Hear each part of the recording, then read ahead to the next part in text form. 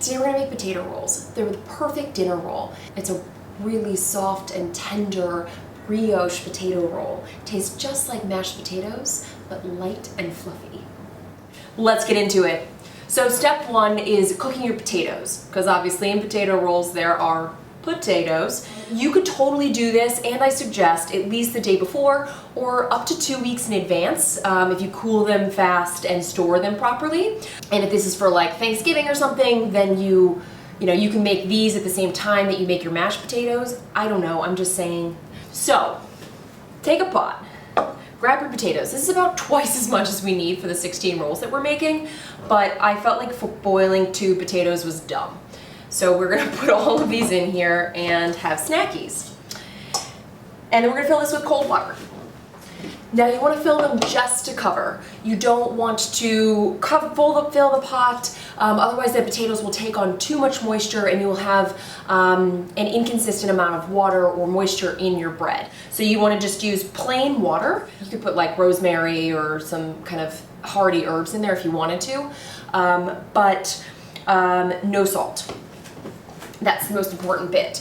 So go ahead and take your pot, just covered, and then you're gonna turn that on high, and we're gonna boil these until they're tender.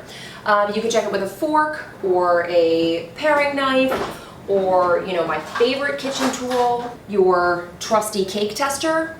Boom, perfect for testing those. So we'll keep that at the ready, and we will check back in.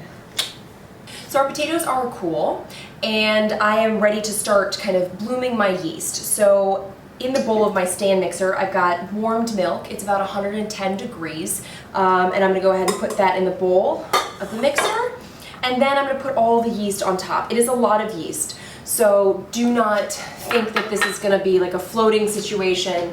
There's not that much milk to yeast ratio. So just go ahead and kind of get it down there. You wanna start to hydrate it. Let them sit in there for about 10 minutes, kind of let them hydrate, start to kind of get activated and excited, and then we will add the rest of our ingredients. All right, it is time to add the rest of our ingredients. We're gonna add everything at one time. So we've got our yeast and our milk already in the bowl. We are gonna add our flour, just regular AP, granulated sugar, salt, kosher salt, our potatoes, whoops, maybe be a little bit more delicate than me, I don't know, and 2 eggs. And we are gonna get this in the bowl of our stand mixer, hit it with a dough hook, and start it on low. We're gonna mix this for 15 minutes, so set a timer and wish your mixer luck. So I've got it on speed like 2 right now, and I'm gonna turn up just a little bit. What are we at? 3-ish? So like kind of between medium and low. All right, so it has been exactly 15 minutes. So you can see it's pulled away from the sides, it's got, some structure, it's thought about climbing up the hook, it's doing its thing. So now we're gonna add our butter. So this is cold and cubed-ish, and we're gonna put all of that in. Oh yeah. Did I not tell you this was a brioche? Ha! Yes. Butter makes everything better. So go ahead and turn that back on. And we're just gonna mix in all that butter. We're gonna mix this for about 10 minutes. I know, your poor mixer, but it's gonna be amazing. Telling ya. All right, that's it. So go ahead and get it off of your dough hook. And normally, I don't use bench flour with this dough unless I absolutely have to, because it does make it a little difficult to shape. So go ahead and get your dough out. See how it's nice, one nice little packet there. I am, however, going to spray my mold. So I'm gonna bake them in this. You could bake them in individuals, shaped on a sheet tray, or I like to bake them all together so they get nice and tall and beautiful. But whatever you have is great. I'm gonna spray the top of that. I am also gonna spray my hands and my nose. So each piece is gonna be, you could divide it into 16 approximately if you want, but each piece is about 65 grams, so I'm gonna go ahead and just weigh them. so that they are all the same and I'm happy about it. All right, so see how nice this dough is? All that butter that's in there. Oh, shoot. All right, there they are. And now we're gonna shape them. Get it off the counter, kind of, if you would like to kind of give it a little shape. I don't, because these are just kind of, they work so nicely. Ooh, okay. I'm gonna have spray on camera. So go ahead and give your counter a spray, and then go ahead and shape them. If you moosh them, technical term, then they will stick, even with the spray. So you see how it's pulled up from itself, it's created a nice smooth surface. You can see how it's, smooth on the bottom. Boom, into the dish it goes. And then we repeat.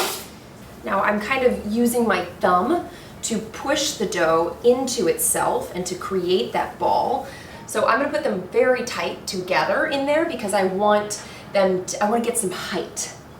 You can put them separate, they will spread, they don't have a ton of structure because think of all that butter and eggs and the potatoes and all the stuff that we put into this bread. It doesn't have necessarily the structure to hold itself up into a perfect shape until it's baked. So just know that and choose your dish accordingly. I will caution you that if you try to use bench flour with this dough, it will kind of slide around and it doesn't like that either. If it's super duper sticky, like if your potatoes, it depends on how cooked your potatoes were, right? And how you cooled them. So if they're overcooked and you cooled them covered so they retained all of that moisture, then your dough could be more sticky. So if your dough is incredibly sticky, then you can use bench flour. It is just a little harder to work with. Last one, best one. In she goes. Oh, look at her. So happy together. So we are going to cover this and proof it in a warm setting. I mean, they're gonna almost triple. We want them to kind of get close to the top of this mold, and we're gonna pop them in. I mean, I've got my proof setting on the oven going, but just a warm spot would be good, or covered with a tea towel. It'll probably take, it depends on the heat, but I'm gonna start checking them probably in about 20 minutes. There's a good amount of yeast in here. We did activate them, so they have potential to get super excited and get going fairly quickly. All right, so our potato rolls are super happy. Do you see how they've risen to the top here? They've actually pressed against my plastic, which if I had caught it, I would have taken this off sooner because I didn't spray it. But the good thing is that we put some butter in here, wink, wink, and it'll come off if you're just gentle with it. Oh my gosh, do you see this? I am so excited here. Look at these beauties.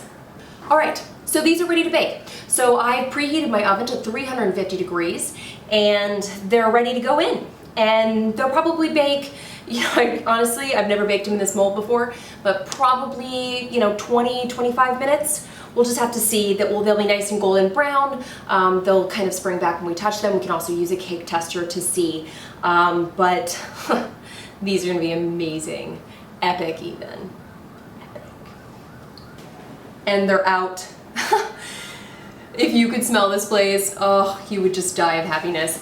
They smell phenomenal. They baked about 30 minutes. Some of that has to do with the way I've packed them in there. And then the other is that this dish is, if they would bake faster in a metal dish. So if you use, an 8x8 or a 9x9 or something like that to bake them, then it's gonna bake a little faster. I did test them with a cake tester to make sure that they were totally baked on the inside. If you're baking them in individual rolls, then they'll bake, probably 8 to 10 minutes. Just check. And now we're gonna let them cool just a little bit. I know. I guess we wouldn't have to totally, but technically, one of the steps of bread baking is cooling. I know, never understood that myself too, but here we are. So we're gonna let them cool, at least until they're cool enough to eat without burning our mouth. They are finally cool, and I am so excited. It is time to try. All right, so you could technically take this whole thing out and break them apart and serve them piecemeally. Do you see this? Are we excited about this? Go ahead and grab one, your favorite one. It is soft and light and like it has like a dense crumb, but it's light. You could definitely brush the tops of these with some butter, maybe a little malt and salt. I don't know. The world is your oyster.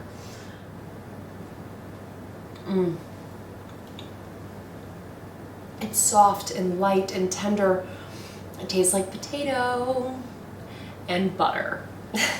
So delightful. It's like 2 side dishes in one. Yum.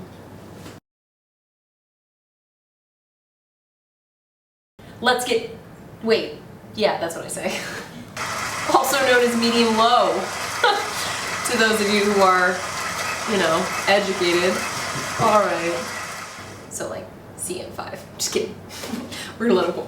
It's time to try. Okay, wow.